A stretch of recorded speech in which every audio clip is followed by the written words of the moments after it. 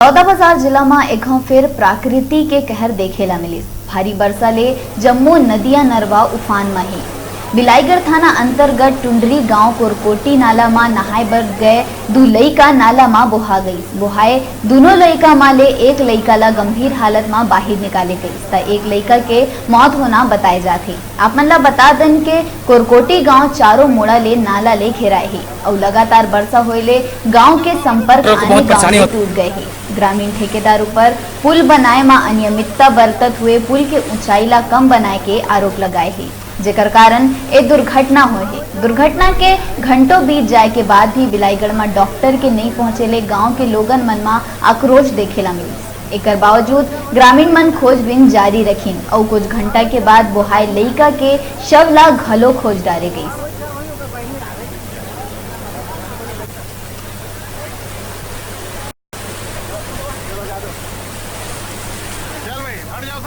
को बहुत परेशानी होता है आने जाने में। जिम्मेदारी है, ये शासन प्रशासन की जिम्मेदारी है। अभी डॉक्टर वाली बात कर रहे थे, क्या कुछ जानकारी? डॉक्टर अभी मतलब उसको बच्चे को लेकर आ गए यहाँ पर, लेकिन 1 घंटा से ज्यादा वो डॉक्टर आया नहीं अभी तक। यहाँ घटना घटी है, 2 बच्चे कोरकोटी के थे जो डैम पे नहा रहे थे, अचानक बाढ़ आई।